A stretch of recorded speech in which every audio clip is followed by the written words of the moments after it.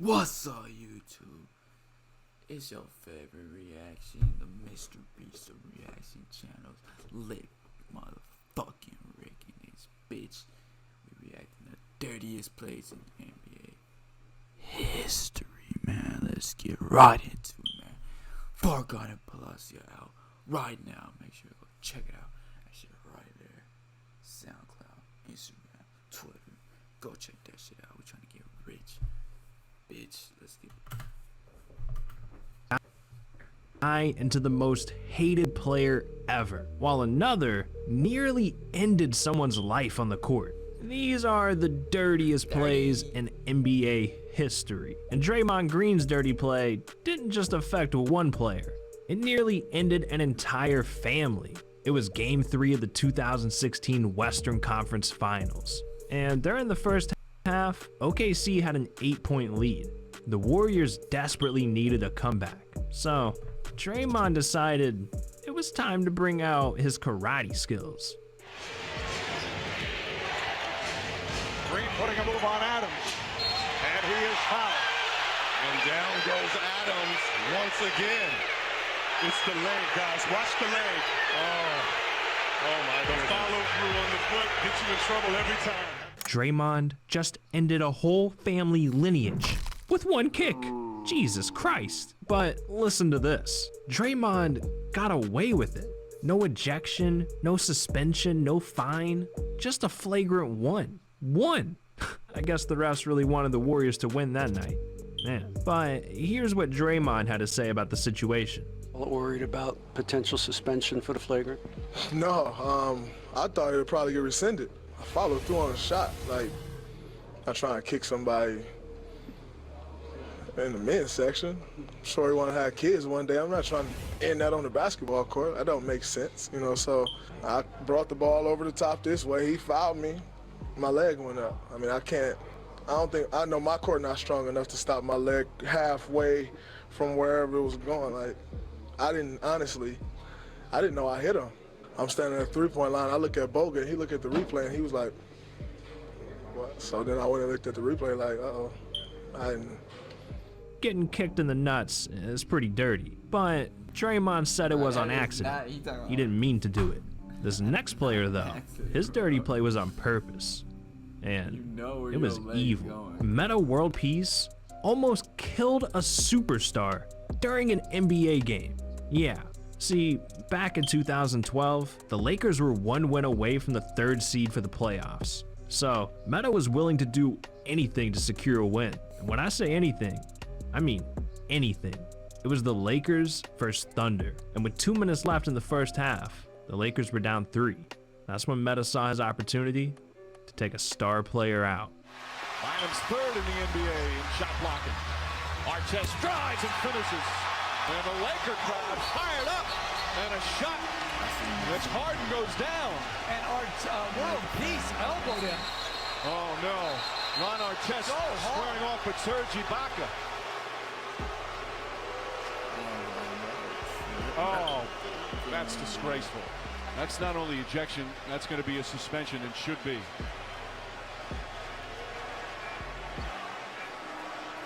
What a disgrace. How the hell are you gonna name yourself World Peace and then try to kill a man on the court? James Harden was hurt so bad, he had to be taken out of the game. So the refs called the play a flagrant 2, and Meta was ejected. Then, after the game, Harden's MRI showed that Meta gave him a full-blown concussion. So the league was pissed, and rightfully so. I mean, an elbow to the back of the head could have been fatal. That move is so dangerous, it's not even allowed in the UFC. So the fact that this happened in an NBA game and looked intentional is crazy. And with that, Meta was suspended for 7 games. But when it comes to nearly ending a player's life on the court, Zaza Pachulia definitely holds the record for that one. I mean, this man should have a trophy at this point. He's pretty much only known for his dirty plays. And in 2017, during the Spurs-Warriors series of the Western Conference Finals, Zaza showed the world just how low he's willing to go. Because with 8 minutes left in the 3rd, the Warriors were down 76-55. And Kawhi was a big reason for that. He already had 26 Outside of points. fucking So Warriors, I guess Zaza felt like if the Warriors were going to come back, he needed to take Kawhi out. Pushing off on Pachulia. Leonard fires from the corner. And Leonard goes down again. And he's in pain again in front of the Spurs bench. And Leonard gingerly getting up. Again, that's what they call all the time when you get your feet into the landing space of the shooter. All right, man. Even your own fans are booing you.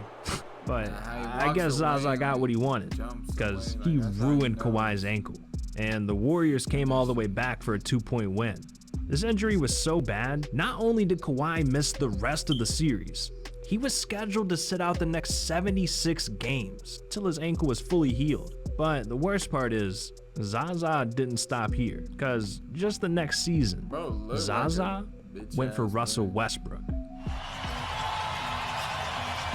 They have a foul to give, and there it is as Pachulia knocks down Westbrook, then stands over him. They're certainly going to take a look at that. That's going to be 3 shots. Hayward Workman signaled that's a 3-point shot, and to me, that's the right call. He's leaving his feet looking to take a shot. Will it be more than that, though? That's a foul. Obviously, a 3-point shot. And I'm just wondering about that standing over him. Like, I don't think it makes it a flagrant foul, but it's a technical foul. And I'm surprised someone didn't come. I'd take the technical if I was Cantor right there. From your vantage point, what happened on the flagrant with Pachulia at the end of the first half? I don't know. He hit me on the heart, but sorry, I'm gonna get his ass back. Straight up.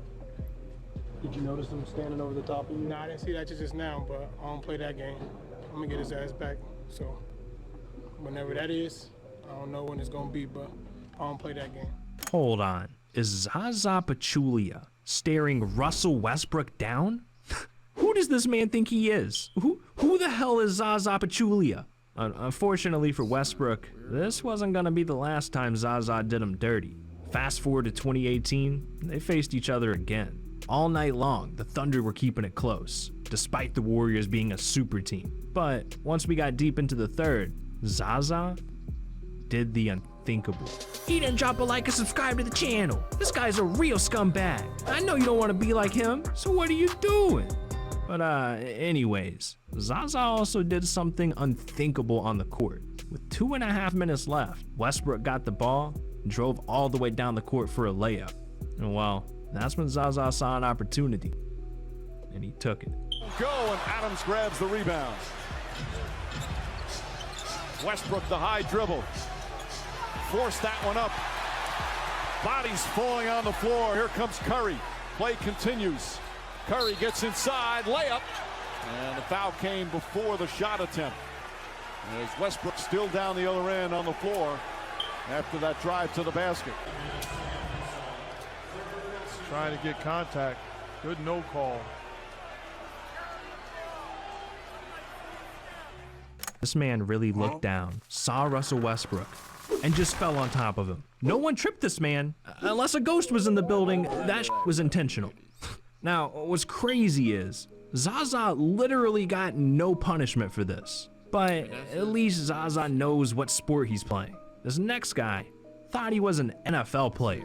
Jason Smith is a completely irrelevant player, but he will be remembered for having one of the dirtiest plays in NBA history. See, back in 2012, during a Hornets-Clippers matchup, there was 4 minutes left in the game. The Hornets had the ball, and they were up 89-83. But right when the Clippers got a steal, Jason Smith made it his mission to stop the play by any means necessary. Smith on to telegraph that pass. Clippers break it up.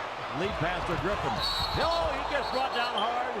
That's going to be a flagrant foul for sure. Well, Jason Smith went all the way to the stands, and 4 Clippers went after him. You know, DeAndre out there taking care of his buddy. It's like a linebacker taking out a tight end who doesn't see him coming. There's no attempt on the ball. Watch this. There's just no place in the NBA for a play like that. Yeah, I mean, that could be an ejection. That could be a season-ending injury for a player.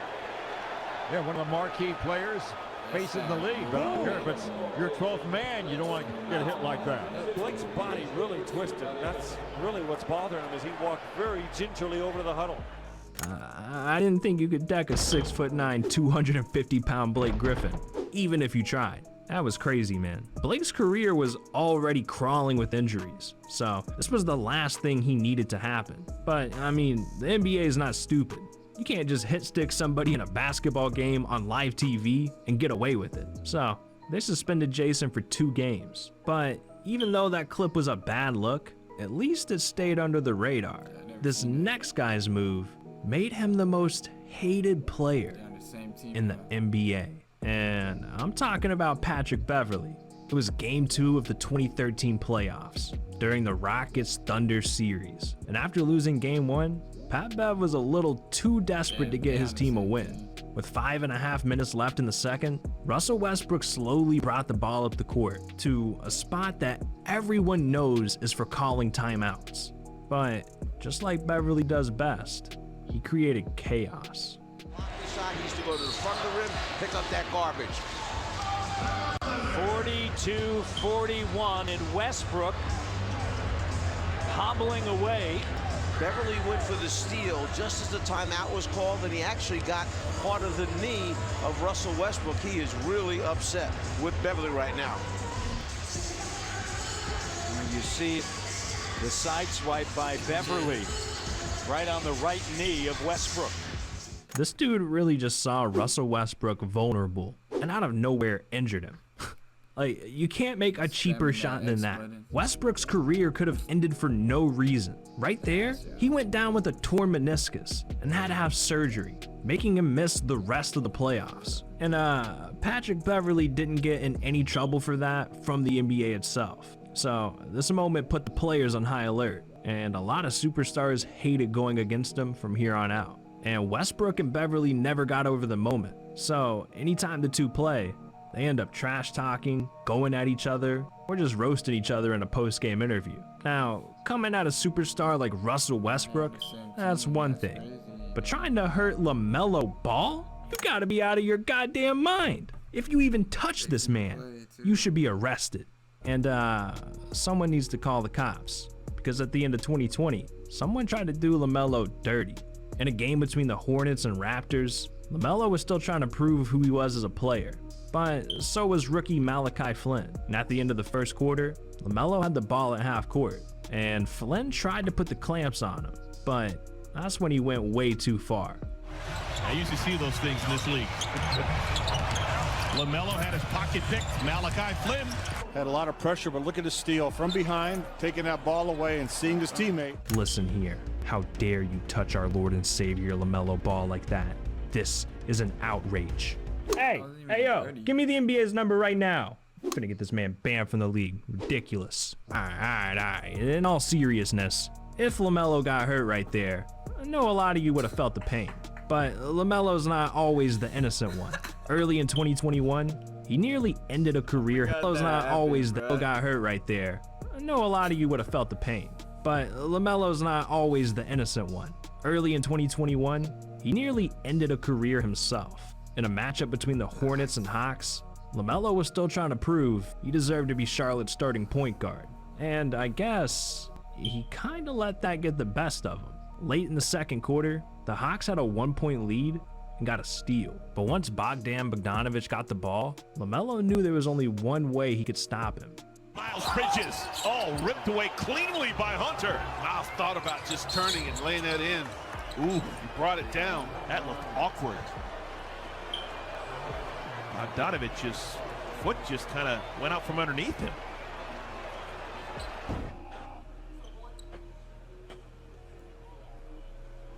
Oh, yeah. LaMelo, you can't just punch him in the nuts like that. Could have ended his career. What were you thinking? Regardless, this strategy ended up working in LaMelo's favor. He finished the game with 22 points, 12 rebounds, and 11 assists for his first career triple-double, and the Hornets won, 113-105. Now, that's definitely dirty, but you want to know what's even dirtier than that? That some NBA players think they're above the law.